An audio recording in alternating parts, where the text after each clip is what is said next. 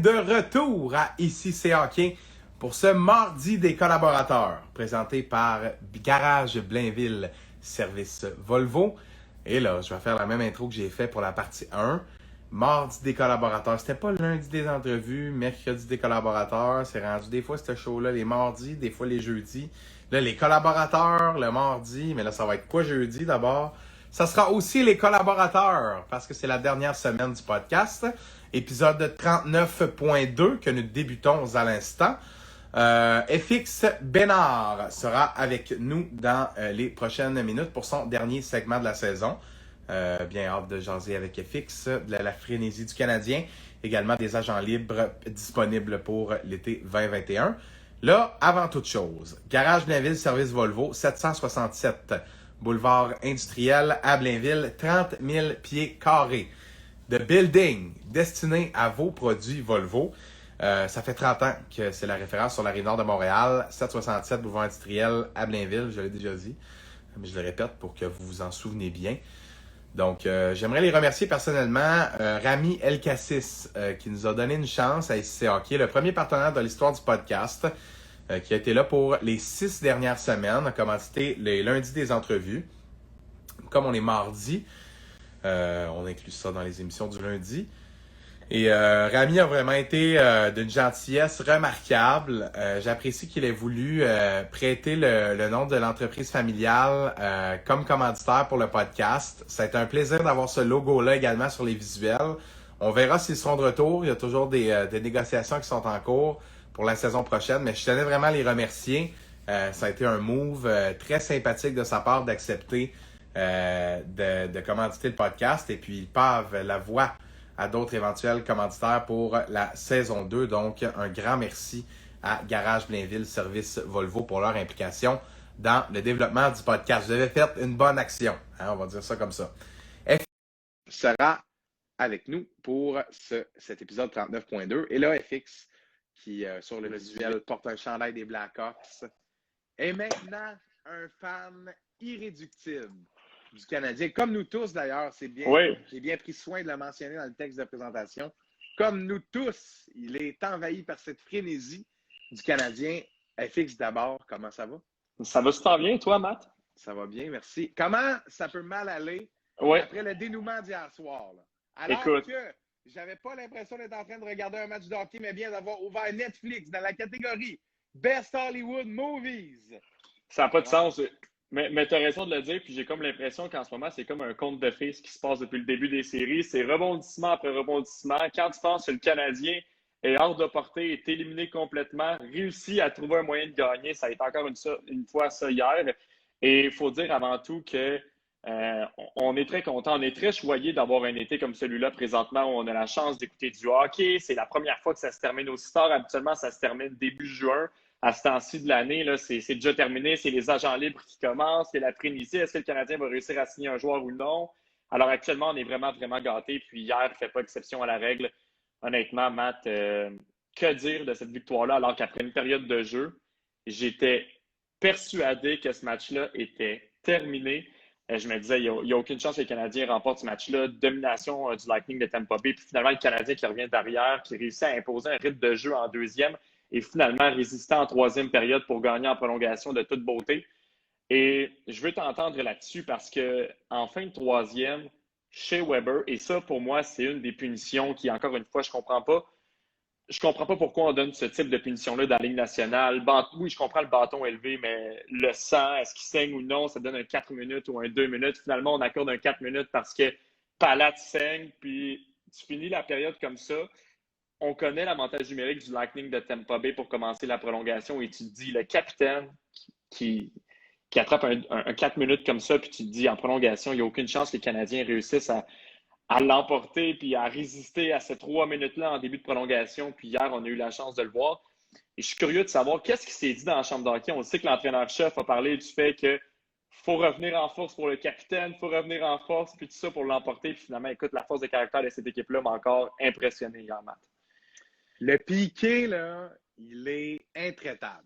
Ouais. Le désavantage numérique, il est intraitable depuis quelques matchs. Moi, j'ai l'impression que ce qui s'est dit, c'est « Boys, on est le best PK in the league ». Peu importe c'est qui, là, Toronto, Tampa, n'importe qui, là, genre, c'est pas grave. Là. Puis ils ont été solides. Ouais. Gros piqué hier. Même presque une chance de marquer, là. Moi, je pense que. En fait, je pensais, là, je vais commencer par là, comment je me sentais lors de ce moment-là. Là. Ouais. Moi, quand j'ai vu cette punition-là, puis je suis totalement d'accord avec ton point, je pense que c'est un règlement qui est, on va dire ça, particulier. Là. Y a-tu du sang, y a-tu pas de sang? Alors que quand un gars a une dent cassée, je comprends que ça pourrait mériter une punition. Tu viens de casser une dent de ton hockey, OK? Mais tu sais, tu l'as-tu assez accroché? Ou est-ce que c'est un genre de gars qui saigne du nez? Il y en a qui saignent du nez facilement, d'autres non. Que juste il accroche le nez, il se met à saigner, oups, c'est 4. En tout cas, le gars, a-t-il déjà une égratignure au visage qui pourrait être réouverte, puis là, après ça, il y aurait une double mineure? Je pense que définitivement, il pourrait y avoir discussion autour de ce genre de punition-là. Mais le Canadien a été surprenant, mais a surtout été pas intimidé lors de ces 4 minutes-là. Parce que le Lightning là, avait la Coupe Stanley, là, littéralement. Là. Puis moi, j'ai pas senti qu'ils ont arrêté de jouer là, ou qu'ils n'ont que contrôlé la rondelle. Non, comme exact. certaines personnes disent. Moi, je suis pas d'accord du tout avec ça. On voulait marquer, ça paraissait. Kucherov était frustré. Là. Au début de la prolongation, il était vraiment fâché. Là. Il n'y a rien qui fonctionnait. Ça n'a pas été le meilleur match de pointe et ça n'a pas été le meilleur match de Kucherov non plus. Et ça, tu vois, en défense durant ce match-là, le Canadien, si je parle des 6 défenseurs, parce qu'il faut dire que l'ajout de Kulak et Romanov, je ne sais pas si tu es d'accord avec moi, mais moi, je l'attendais depuis très, très, très longtemps dans cette série-là parce que Gustafsson et Merrill ne connaissaient vraiment pas une bonne série. Puis c'était le temps d'embarquer Romanov. C'était le temps de laisser une chance également à Kulak en défense comme troisième paire. Ils ont obtenu plus de temps de jeu également que Gustafsson et Merrill habituellement. Et on l'a vu sur la patinoire que ça a fait une énorme différence. Les 6 défenseurs ensemble, c'est un total de 22 mises en échec. Et Weber, vraiment, je ne sais pas ce qui s'est passé durant ce match-là. Il avait faim. C'était un train qui était constamment sur les meilleurs joueurs adverses. Et s'il y a un joueur en particulier, en fait, je veux dire, s'il y en a 2 que si tu les brasses dans une partie de hockey parce qu'eux ne sont pas habitués de se faire non plus brasser tant que ça et ils réussissent très facilement à éviter les mises en échec, c'est Brayden Point et c'est Nikita Kucherov. Et si tu es en mesure de le faire en défense, ça peut changer la partie de tout autour. Et c'est ce qui est arrivé hier, justement. Brayden Point qui sort de sa zone complètement. Weber qui était sur son cas à 100 000 à l'heure et ça a fait la différence. Oui, Point a touché un poteau sur un avantage numérique un peu plus tôt dans le match quand même, sur une excellente passe de Kucherov. Mais ces gars-là ont été neutralisés par la défense du Canadien hier. Et ce qui revient victoire après victoire, là, il y a des points qui reviennent chez le Canadien depuis le début des séries. C'est si Price est en mesure de garder le filet comme il l'a si bien fait depuis le début des séries, une excellente performance de sa part. C'était son meilleur match depuis le début de la série, là, on va se l'avouer. S'il est en mesure de le faire, si offensivement, tu réussis à marquer 3 buts, ou si tu es en mesure au moins de créer quelque chose, ça n'a pas été le cas en première période, ça a été très difficile pour le Canadien tout au long du match de se créer des occasions de marquer, mais on a été opportuniste. Et ça n'arrive pas toujours de la part du Canadien d'être opportuniste. On l'a été durant ce match-là. Ben, c'est la clé. Puis si tu es en mesure également de contrôler les meilleurs joueurs adverses et que ton premier trio, celui de Dano, est en mesure d'effectuer le travail également, ça te permet de l'emporter. Puis hier, vraiment, on a vu une ville de Montréal et on s'entend que c'est une victoire. Là. On s'entend que c'est 3-1 la série pour le Lightning. Est-ce que le Canadien sera en mesure d'en remporter une deuxième à Tampa Bay? Ça ne sera pas facile, honnêtement. J'ai vraiment hâte de voir ça demain soir, mais ça reste que quand même, cette équipe-là, s'il est en mesure de gagner demain, peut se permettre d'avoir un certain momentum pour revenir à Montréal vendredi. Et hier, on a vu de très belles choses. Et je pense que c'est essentiel de le mentionner. Souvent, Dominique Ducharme a pu être critiqué au fil de la saison depuis qu'il est en poste par intérim, depuis qu'il a remplacé Claude Julien, a pu être critiqué pour certaines décisions qui ne venaient peut-être pas nécessairement de lui, mais venaient peut-être également du directeur général.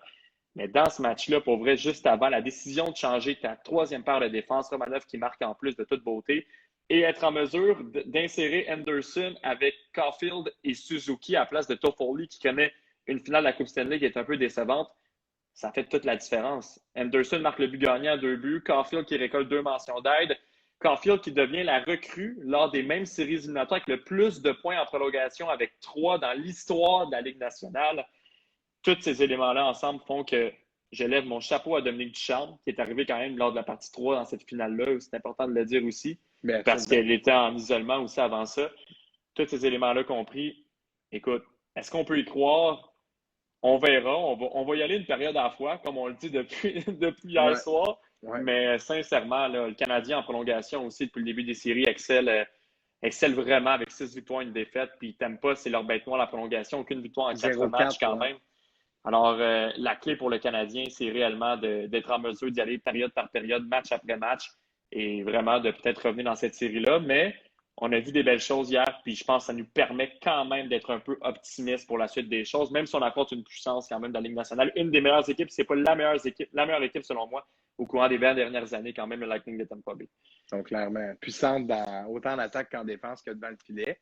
Puis, Ouais. il y a 2-3 points qui ont attiré mon attention dans ce que tu viens de dire. D'abord, chez Weber, cette mise en échec-là sur Braden Point, ça fait longtemps que j'ai vu Weber frapper quelqu'un comme ça. Même presque en nombre d'années. Ouais, J'ai vu un gars brasser de même. C'est en série contre New York, alors qu'il avait pogné je ne sais pas qui dans le coin. Là. JT Miller, si je ne me trompe pas. Ouais. Écoute, il avait vraiment brassé, là, genre. En tout cas, JT Miller doit s'en rappeler très, très bien de ce moment-là. Mais quand chez Weber, il sort, là, il enlève le raisonnable là, de l'équation. Là. Il n'écoute plus les jambes, écoute, c'est le cœur et le désir de gagner. J'ai entendu plusieurs manières de dire ça aujourd'hui. L'énergie du désespoir, en tout cas, dites-le comme vous voulez. Mais Weber avait vraiment quelque chose de spécial hier, puis je pense que ça s'est senti. Puis quand c'est un vétéran qui joue sa première finale de la Coupe Stanley, qui en plus le sait sur son chandail, ben c'est sûr là, que ça donne quelque chose aussi. Écoute, tu vois ton capitaine là, frapper un gars comme ça, là, puis écoute, là, frapper pour le. Il ne passera plus là. Vraiment. Là, non. Il va en mettre dans le fond. Là. Il n'essaiera pas de le repasser la prochaine fois. Puis c'est correct parce que en même temps, je pense que c'est de bonne guerre que Weber sorte le niveau maximum alors qu'on est à 0-3, définitivement. Puis j'ai aimé aussi une tentative de mise en échec. Je pense que c'était sur Johnson un peu plus tard dans le match. Effectivement, il a raté sa mise en échec, mais écoute, s'il ne ratait pas, là, c'était un hit autant solide. Puis ça, c'est impressionnant de voir essayer des affaires de même. Puis je pense que ce qui a fait la différence, puis tu l'as très, très bien dit, c'est l'utilisation de la troisième paire de défense qu'on a pu se permettre de voir sur la glace plus souvent. Puis alors que tu te ramasses avec Sherratt et Edmondson et Petrie, en tout cas, deux défenseurs dans la boîte de punition, seulement deux paires. C'est à ce moment-là là, que Romanov marque, alors que Romanov Kulak sont sur la glace. C'est à ce moment-là que Romanov marque en troisième pour faire 2-1. Oui, il y a quand même un but égalisateur, mais reste que tu mets Merrill, Gustafsson au même moment dans le match. Il est loin de se passer ça, puis on va pas en prolongation. Là. Puis honnêtement, là, vraiment, Matt, là, dans ce match-là, on dirait qu'on a vu une force de caractère du Canadien qu'on n'avait pas vu depuis le début de la série. En fin de période, l'animosité devant les bancs. J'avais pas vu ça depuis le début de la série. Puis, pour vrai, on dirait qu'hier, Edmondson était en mission. Honnêtement, là, il était de tous les combats. Il chicanait avec tout le monde. Les arbitres étaient un peu plus permissifs également hier, mais ça reste quand même que chaque joueur était réellement en mission. Puis, on n'avait pas peur de brasser non plus. Puis Anderson, au contraire, lui, s'est peut-être un petit peu plus concentré sur sa game aussi, au lieu de se concentrer non plus sur se picasser, par exemple, avec Maroon ou peu importe. Mais ça reste que cette équipe-là montre de très belles choses. Et pour vrai, en fin de match, le Canadien l'emporte, tout un but. Anderson qui tombe à terre et tu vois juste Carey Price. Il y a un gif là-dessus, allez voir ça. Il y a juste Carey Price qui prend sa bouteille d'eau super sérieux et qui s'en va. Honnêtement, là, c'était de toute beauté. Puis j'ai vraiment hâte de voir la suite. Puis encore une fois, là, je ne cesse de vanter les mérites de Nick Suzuki parce que c'est un jeune qui a seulement 21 ans qui m'impressionne. Il prend la rondelle, ses entrées de territoire. Hier, là, Nick Suzuki avait un plus gros impact sur la rondelle que Steven Stamkos. Steven Stamkos, il essaie de rentrer dans la zone, là. Par le puck, il se fait lever le stick. Il n'est pas capable d'imposer son 16. Suzuki n'avance pas, mais il est capable de passer. Il y a une manière de ralentir le jeu, de réaccélérer, de faire douter le joueur qui l'oppose là, quand il arrive à un contre un, qui n'est pas arrêtable, même s'il n'y a pas tant de vitesse que ça. Prend son speed, il voit le jeu, la passe sur le premier but. Nick Suzuki, hier, je suis absolument d'accord avec toi, il a joué un match sensationnel, un de ses meilleurs des séries. Puis si ce gars-là nous a offert un échantillon hier soir du joueur qui sera dans 3 ou 4 ans, ça va être un joueur d'élite dans le national de hockey qui va avoir une lettre sur son chandail définitivement et qui va être capable de faire un impact des deux bords. Mais moi, ce que j'ai trouvé exceptionnel, c'est lorsqu'il a la rondelle. J'ai jamais vu un joueur de même avec le Canadien de ma vie. De mon vécu, là, lorsqu'il a la rondelle, là, c'est le meneur de jeu. Là. Il rentre avec le puck et c'est lui. Et tout le monde le sait, mais il a un niveau que quand même que 2 gars dessus, c'est pas grave. Il va trouver son espace. Il connaît encore des matchs un peu plus difficiles à certains soirs. Ça reste encore un très jeune joueur, mais qui nous montre vraiment qu'il est... Jamais j'aurais pensé que ce joueur-là pourrait avoir un aussi gros impact sur le tempo du match.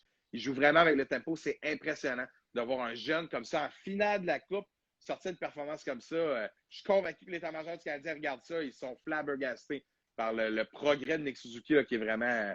C'est vraiment digne de mention. Oui, parce que déjà 16 points quand même cette année. Puis tu regardes sa vision, tu l'as mentionné, sa vision sur la patinoire, et on l'a vu sur le premier but. Un petit jeu avec Caulfield, et il est tellement patient, il laisse le défenseur se coucher sur la patinoire. Beaucoup auraient essayé d'effectuer la passe tout de suite. Lui, il est patient, il attend. Et puis finalement, il voit Anderson de l'autre côté. Qui Anderson, lui, c'est son rôle sur ce trio-là, justement, de tirer au filet et d'essayer de se mettre. Bon, sincèrement, là, côté vision du jeu, Suzuki et Caulfield A+. Et le rôle d'Anderson dans ce trio-là, c'est justement de foncer au filet, d'aller chercher des retours, de foncer avec sa vitesse, d'avoir des occasions de marquer finalement, parce que c'est pas le gars qui va créer les jeux, c'est le gars qui peut sincèrement les terminer devant le filet. Puis c'est vraiment ce qu'on a vu, alors que le Canadien, dans ce match-là, connaissait vraiment pas une bonne première période. Après la première période, moi-même, je me suis dit, ce match-là est terminé. C'est terminé. La Coupe Stanley, on l'a amené au Centre Bell et sincèrement, le Lightning va célébrer à la fin de ce match-là au Centre Bell et non à Tampa Bay éventuellement peut-être. Mais ça reste, les Canadiens ont montré beaucoup de caractère. Et encore une fois, c'est une équipe qui joue avec du cœur, puis c'est une équipe qui n'abandonne jamais. Et une équipe comme ça peut être dangereux match après match. Et j'ai hâte de voir qu'est-ce qui va se passer quand même mercredi, déjà demain soir, match qui va arriver assez rapidement. Et d'avoir l'occasion quand même d'être dans une station de radio comme ça, de vivre cette première expérience-là, parce qu'on n'a pas été gâtés non plus au cours des dernières années, d'avoir une expérience comme celle-là à la radio, de pouvoir produire des émissions, puis d'avoir la chance de parler avec des intervenants qui suivent ça. Puis on a même reçu des humoristes, on a reçu du monde de la vie politique pour nous parler du Canadien. C'est comme si, présentement, le Canadien, c'est la société depuis le début de l'été. Il y a plein de personnes qui m'en parlent, des personnes qui ne suivaient pas nécessairement le hockey, puis là, s'intéressent à ça, puis c'est normal, c'est l'engouement qui vient avec tout ça. Mais c'est de toute beauté présentement de voir ça quand même. Puis, heureusement, je trouve qu'avec le déconfinement, ben ça amène vraiment... Je trouve que présentement, ce qui se passe, c'est beau. C'est tout simplement juste trop beau. Déconfinement, Canadien qui va bien. Ça met un sourire également sur le visage des gens. Puis, honnêtement, on ne pouvait pas demander mieux quand même pour une équipe qui s'est qualifiée sur la peau des fesses quand même, qui est la pire équipe en termes de points qui s'est qualifiée pour les séries. Donc, prochain match demain soir quand même. Puis... Très hâte de voir ce match-là à Tampa Bay. Tu as tellement raison. C'est vrai que c'est très beau ce qui se passe, mais moi, si j'ai envie de dire, c'est un peu ce qui nous attendait. C'est-à-dire, après tellement de moments difficiles, la vie est ainsi faite. Il allait avoir quelque chose qui allait arriver. Puis là, certains diront, oui, mais regarde, les fans des Leafs, eux autres en Ontario, ils n'ont pas droit à ce bonheur-là, alors que la pandémie arrive. Non, en effet, je ne suis pas en train de dire que tout le monde dans le monde pourra goûter à ça, mais j'ai comme l'impression en même temps que chaque peuple, dans son identité, va réussir à trouver, des fois plus grandes, des fois plus petites, certaines victoires dans la fin de toute cette histoire-là. Puis le timing de cette histoire à la Cendrillon du Canadien, qui atteint la finale, qui gagne ou pas, là, peu importe, toute cette histoire-là, après les remontées, buts en prolongation, les émotions, c'est certain que ça contribue à cet esprit de normalité, c'est-à-dire que tout le monde a embarqué dans le bateau du Canadien dernièrement, là, puis il n'y en a plus là, de virus. Là. La une des bulletins de nouvelles, là, c'est 2000 policiers ce soir en ville, c'est Canadien joue demain. Non, mais c'est vrai. Oui, les rassemblements, oui. Puis c'est Kevin Dupont de ta cohorte qui se promène un peu partout pour Cogeco puis qui dit bon, OK, il se passe ci, il se passe ça. C'est vous autres au 91.9 Sport qui fait encore des émissions le 6 juillet, des émissions de hockey. C'est la programmation régulière qui est encore là à vous accompagner, parce que présentement, ce qu'on vit, c'est du jamais vu depuis tellement longtemps. Puis ça permet également aux gens de nous écouter. Les codes d'écoute augmentent parce qu'il y a une frénésie qui tourne autour de ça présentement. C'est de toute beauté. Puis, honnêtement, là, c'est ce qu'on vit présentement, ça rapproche la société. Puis ça m'amène quasiment à ma prochaine question, parce que avec ce qui se passe présentement avec le Canadien, avec ce groupe de jeunes-là, mais là avec un groupe de vétérans aussi qui performent depuis le début des séries, est-ce que les performances du Canadien, et je suis curieux de t'entendre en premier quand même là-dessus, est-ce que les performances du Canadien depuis le début des séries, cet engouement-là, peut influencer des joueurs autonomes à signer à Montréal éventuellement? Parce que au courant des dernières années, c'est dommage, mais souvent, on utilise Montréal pour augmenter les enchères. On utilise Montréal parce que c'est une destination de choix où on sait que le groupe de partisans est fidèle et solide. C'est l'équipe qui a gagné le plus de Coupes Stanley également dans la Ligue nationale. Mais est-ce que, présentement, ces séries-là sont en train de prouver à certains joueurs je pourrais signer à Montréal. Cette équipe-là est belle, elle est remplie de jeunesse. Il y a des jeunes qui percent. Et c'est pour ça que je veux te poser la question quand même ce soir, puis j'y répondrai également par la suite. Je me suis fait une petite tête là-dessus, mais honnêtement, ma réponse est oui. Je ne sais pas la tienne est quoi, mais c'est sûr qu'il y a certains critères également qui peuvent influencer la décision. Tu peux aimer Mais ma j'ai réponse. hâte de t'entendre là-dessus. Tu peux aimer ma réponse. Avant de répondre, on va juste saluer Marc-Antoine Nunez dans le chat. Effectivement. Il dit FX, l'animateur de sport de la relève à Montréal, hashtag le club école. Ah, J'ai quel pas le homme. choix d'aller dans son sens. C'est vrai, FX, tu es très doué. Je le souligne encore une fois. Ça va bien, c'est nos segments. Le Ouais. pace, là, écoute, là, si j'étais dans mon chambre et j'écoutais ça, là, je ne trouverais pas que ça change. Mais là, par contre, j'entendrais l'animateur en train de dire ça, puis je dirais ah ouais, il répond à sa question. Là. Fait que vite, oui, la question, moi, ma réponse à ça, c'est tout est une question de personnalité. Je m'explique. Moi, dans la vie, je suis une personne d'extrême. D'extrême, je fais rien. D'extrême, je fais tout. D'extrême, j'aime. D'extrême, j'adore, je déteste. Donc, je pense que les joueurs avec des tempéraments semblables aux miens, qui adorent cette électricité-là, peuvent être attirés parce que à quoi bon aller dans un marché où tout ce que tu fais est scruté sous la loupe quand tu perds? Alors que si ce marché-là devient un marché où c'est possible de gagner, bien là, oups, il y a du positif qui ressort de cette couverture-là, de cette pression-là. Tu sais, la pression est positive, est négative 90% du temps, ou 95 ou même 99. Là, je ne fais pas de calcul d'échantillonnage ici. Mais pour dire le Canadien qui atteint une première finale en 28 ans, ça veut dire que dans les 28 dernières années, ce club-là avait la pression pour mourir, puis ils n'ont même pas passé proche d'atteindre les attentes des partisans, sans dire qu'on s'attend à gagner une coupe à tous les ans. Du moins, on s'attend en tout cas, plus souvent qu'aux 30 ans.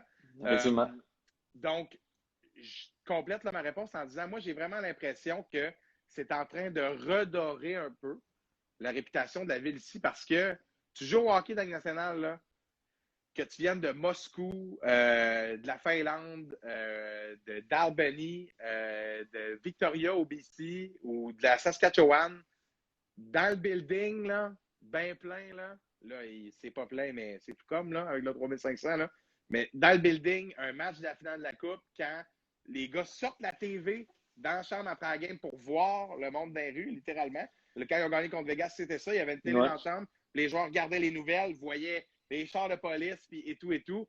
Tu sais, les joueurs, là, trouvent ça fascinant. Là. Les joueurs, c'est impressionnant. Puis tu gagnes à Tampa. Oui, il y a un beau party, mais de voir... Écoute, les gens sont fous de ça. Puis je suis inclus là-dedans. J'étais là au match 6.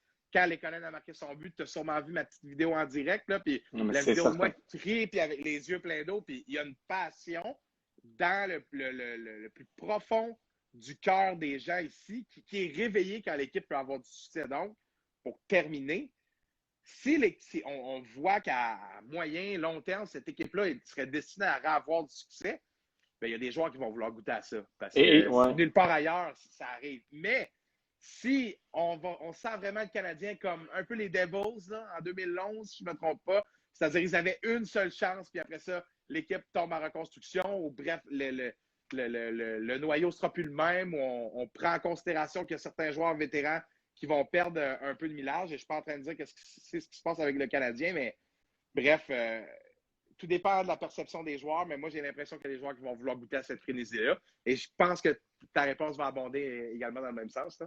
Oui, effectivement. Puis, tu sais, les Devils, c'est ça. En 2012, c'était contre les Kings. 2012. Non, mais c'était Cendrillon aussi, ce qui s'était passé là.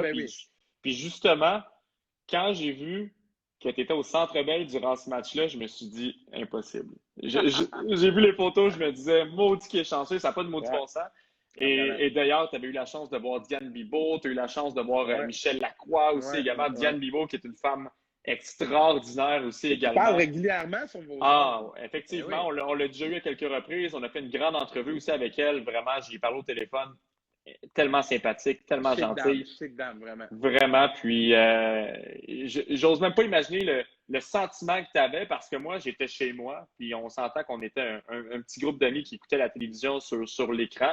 On avait essayé d'aller au Centre Bell plus tôt, mais on est arrivé un peu trop tard. Il y avait déjà trop de monde. Écoute, c'était fou à quel point l'ambiance était là à l'extérieur du Centre Bell, à quel point il y Ah avait ouais, des mais gens. oui. On ne pouvait même pas se frayer un chemin pour voir le match sur un écran qui avait du bon sens. Sinon, il fallait l'écouter sur notre selle sur la LTE. Donc, on était finalement revenus chez mon ami pour écouter la deuxième et la troisième période. Mais honnêtement, euh, comme je te dis, là, je t'envie pour ça, puis ça devait être un sentiment incroyable parce que moi, je l'ai vécu, je capotais, puis je me suis dit, Mathieu, qui est présentement au Centre Bell, qui vit ce moment-là, ça doit être de toute beauté.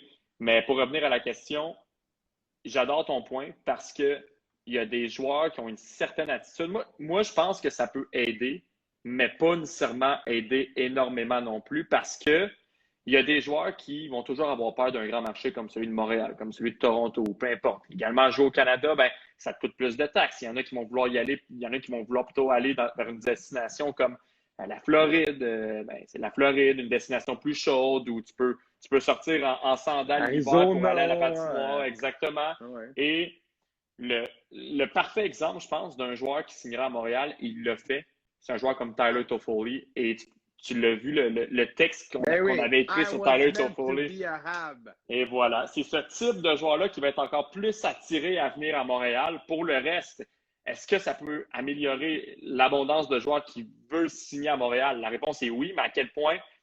Pas très élevé selon moi, mais ça demeure pas moins que le parcours présentement et le groupe de jeunes. Tu regardes la banque de jeunes de cette équipe-là, et bon, tu regardes Cole Caulfield, ça a 20 ans. Tu regardes Kotkaniemi, que c'était sa fête aujourd'hui, Ouais, 21 ans 21 maintenant. ans, ouais. Suzuki a 21 ans, va avoir 22 dans un mois. C'est une banque de jeunes qui donne envie à certains vétérans de venir éventuellement jouer à Montréal. Et ça, pour moi, c'est de toute beauté parce que ça prouve que le noyau, qui est, oui, vieillissant en Weber et Price, entre autres, est aussi très jeune entre Suzuki, Kotkaniemi et Caulfield, avec Romanov aussi en défense et tout ça.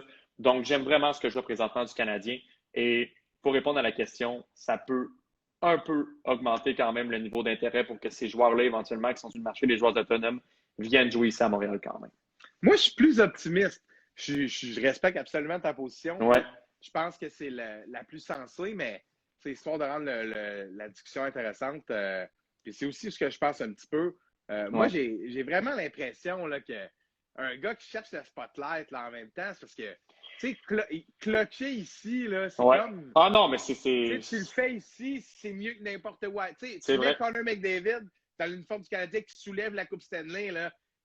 On est de retour dans les années 50, là. Tu comprends? Ouais. Genre, Ouais. on est de retour. C'est la folie ici, là. Ça devient le temple mondial du hockey. Non, mais c'est vrai, tu sais, en même temps. Puis, on n'a tellement pas eu des équipes. On a une équipe qui joue à 4 lignes du double chase. On est en finale, là, mais on s'entend là, que comme amateur de hockey depuis tant d'années, moi, c'est pas le hockey que je préfère voir. J'adore Non. mon Canadien, là, mais c'est sûr que tu regardes le Lightning de Tampa Bay jouer, tu regardes leur avantage numérique, tu te dis, hey, imagine, si tu mets cette équipe-là dans le bleu, blanc, rouge, là, c'est pas 1,2, 1,3 million de personnes à la saison régulière qui regardent les matchs. Là, c'est la moitié du Québec qui est devant sa TV ou devant son cell ou à sa radio pour savoir si ça redeviendrait l'équipe du Québec. De là, cette passion-là qu'on sent à travers les gens. Puis je pense que le point de la pression, comme j'ai un petit peu imagé tantôt, un joueur pèse les pour les contre, il voit à quel point la pression est lourde durant la majorité du temps. Et oui, elle apporte lorsque tu es capable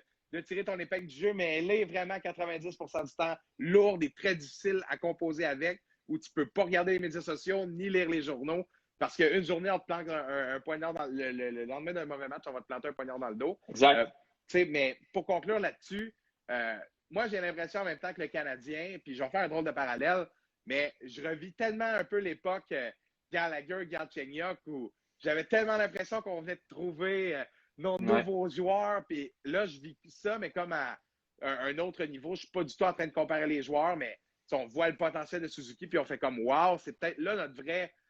Est-ce qu'un jour, on aura enfin ce club-là bâti par des joueurs que Suzuki, on ne l'a pas repêché, mais c'est tout comme là qu'on a acquis alors qu'il était alors qu'on était très tôt dans son développement. Un peu comme les Rangers ont fait avec Ryan McDonough. Là, on peut comparer un peu. Là. Ils sont allés chercher alors que c'était un prospect repêché, mais qui n'avait encore rien prouvé dans les rangs professionnels. Cette équipe-là, avec un gars comme Suzuki dans 5-6 ans, Caulfield signé à long terme, Romanov et d'autres pièces qui s'en viennent, moi, je pense que ça, par exemple, ça peut attirer certains joueurs. Le fait que l'équipe soit bâtie, pas par le biais de transaction, mais par des bases solides, des joueurs qu'on a voulu développer. C'est sûr que les groupes des dernières années, c'est un peu du ramassis de toutes sortes d'affaires. Là, puis des flashbacks de mon enfance, de Alex Holt. Pourquoi on signé ces gars-là? Là? Même jusqu'à il n'y a pas si longtemps, je pense à David Schlemko ou des gars de même. En tout cas, toutes sortes de joueurs qui se sont ramassés ici. C'est des par biais de transactions, là, Schlemko, mais que quand même, tu te dis, le groupe de joueurs du Canadien était peut-être aussi en fonction de la position au classement des attentes qu'il y avait à travers la ligue de cette équipe-là et pas un elite team qui peut aller loin. Et là, oups! On voit que n'importe qui peut se rendre loin. Les Highlanders, les Stars en finale l'an dernier, les Blues qui ont gagné la Coupe après avoir été derniers jusqu'en janvier. Fait que je pense que peut-être cette parité-là aussi va changer ce qu'on entend par rapport à ça. Mais bref, là, je pense que c'est très, très bon. Puis en terminant, pour rebondir sur ce que tu dis, c'est certain que si tu marques le but gagnant en prolongation pour éliminer une formation dans les séries éliminatoires avec le Canadien, le niveau d'adrénaline que tu dois avoir doit être exponentiel. Ça doit être hallucinant. Exactement, ça doit être hallucinant. Toffoli qui marque pour éliminer les Jets, le sentiment que Tyler Toffoli devait avoir à ce moment-là est incroyable. Mais par contre, il y a aussi l'envers de la médaille, comme tu l'as mentionné. Moi, je dis toujours que le groupe de partisans, les partisans du Canadien sont des partisans, pour la majorité, qui sont bipolaires. Du jour au lendemain, comme tu l'as mentionné, non, mais honnêtement, c'est pas fait pour tout le monde non plus, parce que oui, tu vis de bonnes passes, mais tu peux vivre également des passes qui sont assez mauvaises. Et on l'a vu avec Jonathan Drouin, qui présentement n'est pas là. Présentement, vit des problèmes personnels. On ne sait pas ça à propos de quoi nécessairement, mais ça a peut-être rapport également avec ce qu'il vit présentement à Montréal depuis qu'il est là. C'est des hauts, c'est des bas. C'est nécessairement un manque de constance, mais ça l'affecte probablement personnellement aussi. Et ça reste qu'à Montréal, tu vis l'extrême et tu vis également le pire que tu ne peux pas vivre. Alors, il faut que tu sois fait solide. Je pense qu'un joueur comme Tyler Toffoli a prouvé qu'il était fait solide, il était fait pour un marché comme celui-là, mais ça peut être nécessairement pas le cas pour un joueur comme Jonathan Drouin. Alors, c'est juste de regarder l'équilibre, mais honnêtement, c'est une très bonne question. Et on va le voir au courant des prochaines années. On va le voir si finalement il va y avoir un certain niveau d'intérêt qui va être supérieur à celui qu'on a vu au courant des dernières années pour des joueurs autonomes qui vont vouloir quand même signer à Montréal éventuellement. L'histoire de Perry, gardez-la en tête parce qu'on en verra d'autres comme celle-là. Moi, je suis convaincu. Ce genre de joueurs-là veulent vivre ça. Et Corey Perry en a pour son argent. 2 finales de suite quand même. 2 finales de suite. Et Corey Perry est en train de se faire un nom ici. Corey Perry, là, il triple. Là. C'est fou là, ce que Corey Perry est en train de bâtir comme fin de carrière. Du gars qui change de rôle, qui est le wire, qui se parque devant le net, puis son puck handling et ses fameux 2 patins ouverts, là, quand il tourne là, sur le bord du filet. Là. Ça, c'est digne d'un gars qui a gagné le trophée Maurice Richard et le trophée Hart en 2011-2012. C'est quand même quelque chose. Là. C'est un joueur respecté. C'est un joueur qui a montré l'an dernier qu'il avait encore quelque chose à apporter. Et c'est avec ce genre de gars-là, cette petite magie-là, qui n'avance pas, ce joueur-là. Mais pour voir la part de Corey Perry, il faut comprendre comment le jeu du hockey est un jeu de détail. Il faut comprendre à quel point il termine son jeu d'une manière. Il place la rondelle d'une autre. Il va dire certaines choses après le sifflet. Vole le bâton en marche-saut. Puis, en plus, a gagné la Coupe en 2007. Puis, en exact, avec les Ducks. Chum avec Pricer. Oui, exact. Chum avec Pricer. Chum avec Weber. On a déjà joué ensemble, Team Canada, etc., etc. Je pense qu'il y a une histoire particulière qui est soudée par tout ça. Puis, il y a d'autres joueurs qui vont avoir envie d'aller rejoindre leurs chums qui sont l'élite de demain, là. Suzuki, c'est un futur Team Canada, ça. Là. Cole Caulfield, c'est un futur Team USA. Ces gars-là, Romanov, c'est un futur Team Russia. Fait que ces gars-là vont se faire des amis aussi ailleurs dans la ligue. Si la culture gagnante, instaurée par notre jeune coach dynamique, maintenant vanté par tous, y compris moi, définitivement, peut-être ça aura un impact peut-être qu'enfin, on va dire, moi, j'accepte de signer moins d'argent pour jouer ici. Peut-être que ce sera la phrase qu'on va entendre. Un jour pour jouer, pour porter ce collet-là, là, nos bras meurtris vous tendent le flambeau. En tout cas, c'est belle magie par rapport aux Canadiens, mais Ouais. super. C'était une belle discussion, FX, par rapport Ouais. aux Glorieux. Puis hâte de voir s'ils compléteront la remontée à suivre. Puis en terminant, un petit mot sur les joueurs autonomes. Ouais, quand même. Est-ce que tu nous as sorti quelques noms Ouais, de gars qui sont disponibles? Exact. Ben là, on parlait, est-ce que le niveau d'intérêt des joueurs autonomes peut augmenter pour une ville comme Montréal? J'ai ciblé quelques joueurs, pas nécessairement pour le Canadien, mais je parle ici des oui. bons joueurs qui sont disponibles quand même sur le marché. Et tu sais quoi, je vais commencer avec les défenseurs parce que les défenseurs qui sont disponibles le 1er juillet ou qui risquent d'être échangés, ça peut être des joueurs également qui vont être échangés éventuellement, comme c'est le cas pour Seth Jones. Ben, je trouve que ça mérite notre attention. Puis je pense que le niveau d'intérêt est là présentement. Et pour moi, le meilleur défenseur qui risque d'être disponible quand même lors de l'ouverture du marché des joueurs autonomes, pour moi, c'est Dougie Hamilton, qui est présentement avec les Hurricanes de la Caroline. C'est certain qu'il ne signera pas. L'équipe lui a permis de parler avec d'autres organisations. Et présentement, dans la course, tu as une formation comme les Oilers d'Edmonton qui se cherchent. Avoir un défenseur comme Dougie Hamilton, un défenseur droitier qui a fini dans le top 10 des meilleurs pointeurs en défense, qui a des différentiels hallucinants depuis qu'il s'est joint quand même aux Hurricanes de la Caroline. C'est vraiment un excellent défenseur. Un peu fragile, vraiment. Mais quelle vision de jeu puis d'avoir offensivement qui est vraiment un autre niveau. Là. Absolument. Ouais. Ben, c'est un grand défenseur également. Il est 6 pieds 6. C'est un défenseur qui est d'une grandeur de 6 pieds 6, mais qui est mobile pour sa grandeur. C'est pas donné à n'importe quel défenseur. Une formation comme les Oilers, les Blackhawks ou bien les Jets pourrait très bien se permettre quand même d'aller chercher un gars comme Dougie Hamilton. Ça va coûter cher. Ça ferait du bien aux Jets, là. Maudit que ça ferait du bien aux Jets. Ah, ça ferait du bien aux Jets, ça c'est sûr et certain. Puis ça, c'est pas mal un des meilleurs éléments, mais c'est pas le meilleur élément qui va être disponible quand même à la date, en fait, à l'ouverture du marché des joueurs autonomes. Et un autre joueur, toujours sans contrat, je ne sais pas s'il va signer à Edmonton. Ça a été le meilleur défenseur pour les poolers. Là, pour ceux qui le voulaient dans leur pool, là, ça a été vraiment une aubaine. C'est pas le défenseur que je prenais à mon équipe parce que défensivement, Tyson. Il y a des carences défensivement qui sont horribles. Horribles complètement. Mais fini premier rang des pointeurs quand même chez les défenseurs. Et c'est rare qu'on va voir ça, un défenseur qui termine au premier rang des pointeurs et qui n'est pas non plus nominé au trophée Norris. Mais ça n'a pas été le cas pour Tyson Barrie cette année. Et on comprend tous pourquoi. Je pense même pas qu'il y ait une question non plus à se poser de ce côté-là. Je joue son avantage numérique qui est incroyable avec les Oilers d'Edmonton. Par contre, cette opportunité-là, quand même, à Edmonton, va lui ouvrir des portes ailleurs éventuellement s'il ne signe pas à Edmonton. Ça, c'est sûr et certain. Pour lui, c'est sûr et certain. Puis ça, c'est un autre défenseur quand même qui va être à surveiller, à terminer l'année avec 48 points en 56 matchs, meilleur défenseur en termes de points, je l'ai déjà mentionné, là, mais a connu vraiment une bonne saison. Tyson Barrie s'est relancé, si on veut, parce qu'à Toronto, durant son court passage à Toronto, ça avait été très, très, très difficile. Lui qui avait eu un bon début de carrière. Ouais. Exact. Puis écoute, ça peut intéresser certaines formations. Par contre, si tu veux mon opinion, ne touchons pas à Tyson Barrie à Montréal. Mais c'est un défenseur droitier de toute façon. Exact. Puis présentement, le Canadien n'est pas en manque non plus du côté droit. Alors, si je peux proposer sinon un dernier défenseur, mais lui, c'est pas un joueur autonome nécessairement. C'est un joueur qui est très, mais très convoité sur le marché des échanges présentement. Chaque formation a dû contacter les Blue Jackets. J'ai nommé son nom un peu plus tôt pour obtenir ses services. C'est Seth Jones. Seth Jones, c'est un excellent défenseur. Il a été repêché, on le sait, avec les Prédateurs de Nashville.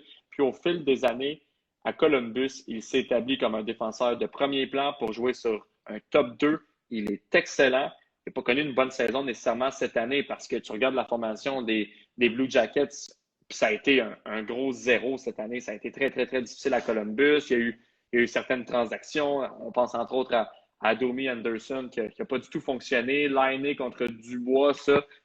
Sincèrement, Dubois n'a pas tant mieux fait à Winnipeg que Lainé a bien fait non plus à Columbus, mais c'est une équipe qui se cherche beaucoup. C'est une équipe qui va tenter de reconstruire, même si les nombreux choix repêchages ont été changés pour se monter une équipe il y a quelques années. Ouais. Malheureusement, quand ils ont voulu se rendre loin, ils ont éliminé entre autres le Lightning en première ronde. Mais quand même, Seth Jones, c'est tout un défenseur. Puis il y a beaucoup d'équipes qui peuvent s'intéresser à lui. Les mêmes équipes qu'on a mentionnées tantôt pour Dougie Hamilton, je crois qu'ils peuvent s'appliquer pour obtenir les services de Seth Jones, qui est un défenseur comme ça. Là, tu dois trouver un moyen de mettre le grappin dessus. Et on sait que les Blue Jackets, c'est une formation présentement qui recherche de la jeunesse. J'ai vu certaines équipes passer, même l'Avalanche du Colorado passer, entre autres, parmi les équipes qui pourraient s'intéresser à cette Jones. J'ai été surpris un peu parce que tu regardes la brigade défensive de l'Avalanche et tu te dis qu'il n'y a pas vraiment de carence là non plus. Mais si tu veux peut-être t'améliorer et changer éventuellement un de ces défenseurs-là pour mettre la main sur cette Jones, c'est quelque chose qui se fait, c'est sûr et certain. Mais on vise vraiment des jeunes puis des choix repêchage du côté des Blue Jackets parce que c'est vraiment une équipe qui veut reconstruire. Alors, c'est pas mal les trois meilleures options quand même chez les défenseurs qui vont être disponibles. Et vite, là, en terminant, s'il y a des attaquants qui pourraient être choisis, qui pourraient signer assez vite à l'ouverture du marché des joueurs autonomes, le premier qui me vient en tête, c'est Taylor Hall, mais ça, c'est une condition, c'est que Taylor Hall ne signe pas à Boston. Et honnêtement, depuis qu'il est arrivé à Boston, ça a fait. Il a vraiment relancé, si on veut, sa saison. Ça avait été tellement difficile à Buffalo. Quelle décision d'aller jouer à Buffalo, mais à ce moment-là, on se disait que les Sabres, pour une rare fois, allaient remonter On au peut la classement. poser à Une Eric bonne Stahl aussi, saison. celle-là. On peut la poser à Rick Stahl aussi également. Et on a vu ce que ça a donné vraiment avec. Ça n'a rien donné du tout avec les Sabres, mais avec les Bruins, par contre, ça a été une bonne récolte pour lui. Et jouer une Mais équipe là, comme la les Bruins. défaite en série, Ouais. est-ce que ça. Tu sais, parce que moi, je me rappelle, on a dit ensemble au podcast la Ouais. dernière fois qu'on s'est parlé, mais je me rappelle avoir dit Taylor, c'est sûr que c'est là. Garanti à 100%. Ouais, moi aussi, même chose. Il a trouvé sa Persuadé. niche, mais là, oups! Après avoir vu les Islanders les battre, écoute, j'espère pas que ça a changé le plan à Boston, mais j'ai comme l'impression que tout est moins certain, parce que moi, je voyais cette équipe-là vraiment se rendre loin, surtout avec le hockey que Taylor a joué au Ouais. moment où on a eu le dernier épisode. Mais en tout cas, en effet, s'il ne re-signe pas à Boston, ça va être encore et encore l'impression qu'on parle de là tous les ans, Taylor Hall. Là. Quelle équipe jouera-t-il enfin? Il a tellement joué à plusieurs endroits, après Arizona, New Jersey, Edmonton, Buffalo et maintenant Boston. C'est un joueur qui cherche vraiment l'endroit où il va pouvoir exploser. Puis il l'avait fait pourtant au New Jersey. Il avait remporté le trophée Hart, entre autres. Là. Il avait connu toute une saison. Les Devils avaient fait les séries. Vraiment. Il avait dominé, mais pour lui, c'est tout le temps la même histoire. Mais avec Boston, dans un rôle qui est peut-être plus effacé, ça peut être intéressant. Mais on en avait parlé de Taylor Hall. Puis on s'était dit, sincèrement, Taylor Hall doit trouver un moyen de relancer sa carrière, de trouver un moyen de trouver une équipe aussi. Il va avoir un rôle qui lui est défini. Avec les Bruins, on le voyait beaucoup plus comme un bon joueur de deuxième trio qui pouvait produire également. Mais c'est une équipe vieillissante, celle des Bruins. On en a aussi parlé avec des joueurs qui vieillissent, Patrice Bergeron, Brad Marchand, etc. David Krejci également qui tombe agent libre cette année. C'est aussi un joueur qui peut être très intéressant, ça aussi. Alors, bref, on y reviendra dans le dossier Taylor Hall. Il y a plein de choses qui peuvent changer d'ici là, mais c'est sûr que s'il tombe sur le marché des joueurs autonomes, c'est un joueur qui peut être très, très, très convoité. Puis en terminant, on va terminer sur deux joueurs en particulier. Mike Hoffman. Est-ce que Mike Hoffman, qui va probablement changer d'adresse, je suis sûr et certain, ne signera pas avec les Blues de Saint-Louis? Est-ce qu'il va trouver une autre formation? Dans son cas, c'est année après année, c'est souvent un problème des fois d'attitude, des fois c'est un problème de production, puis tout ça. Puis là, je lis le chat présentement et je trouve ça très, très drôle. Mais j'ai vraiment un étrange sentiment de déjà-vu. Ouais, moi aussi. Et je salue Anne-Sophie, qui est une de mes bonnes amies, soit dit en pensant quand même, là, qui a fait les jeux de la communication avec moi. Et qui est une habitude du podcast. Ah, toujours. Voyons toujours l'apparition d'Anne-Sophie. Et en terminant, je voudrais finir sur deux joueurs du Lightning. Lightning est une équipe quand même qui défonce complètement le plafond salarial présentement.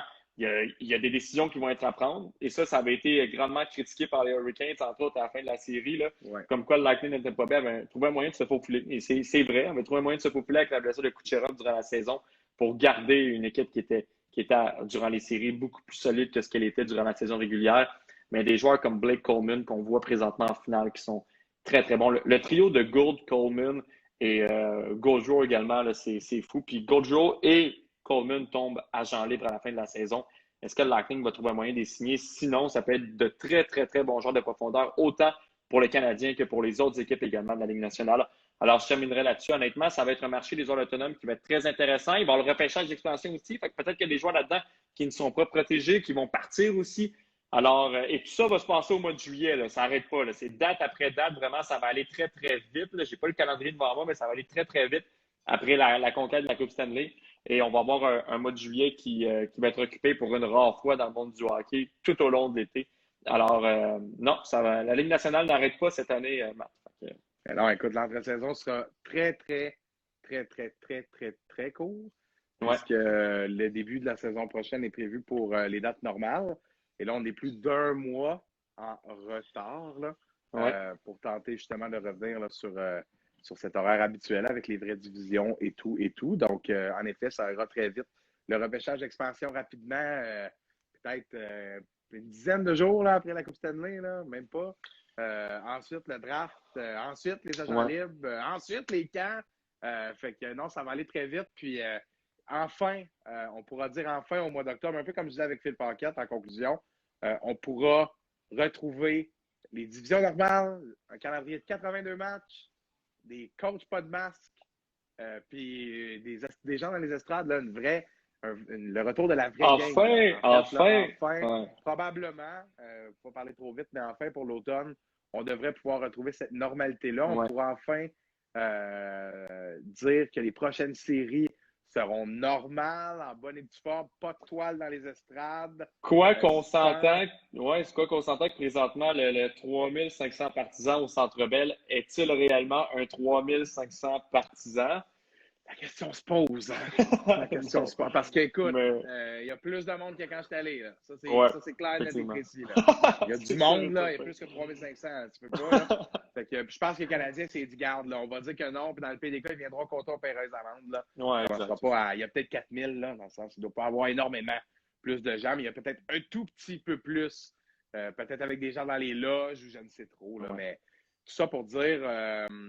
Ce marché des joueurs autonomes sera palpitant, mais sera également un peu dilué à travers tout ce mois d'activité. Le draft ici va être intéressant. Le draft d'expansion, où ira Jonathan Drouin, qui le Canadien va perdre au draft d'expansion, ça va être également à suivre. Et FX, c'est maintenant le temps de te remercier pour cette belle saison. Ouais, déjà. Merci d'avoir pris du temps pour venir à ICC Hockey. Ça a été vraiment cool de jaser avec toi. Tu es très, très doué.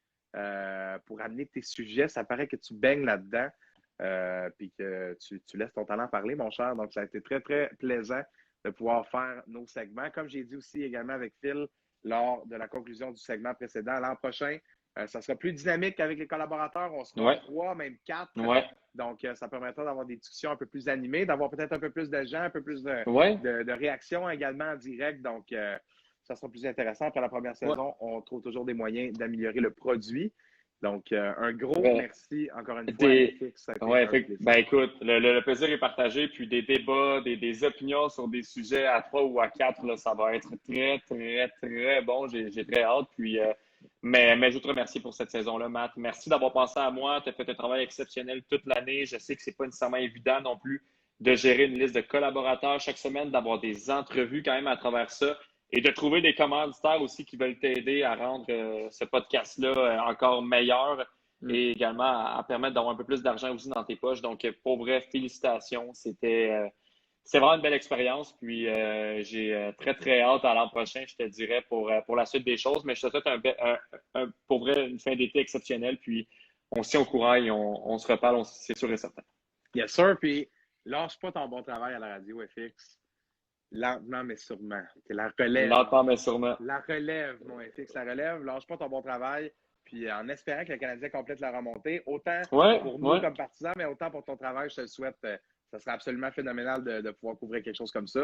Je suis convaincu que tu seras aux premières loges. Donc, en tout cas, à suivre. On se tient au courant. Une petite terrasse cet été. Salut, mon FX. Je suis partant, c'est sûr.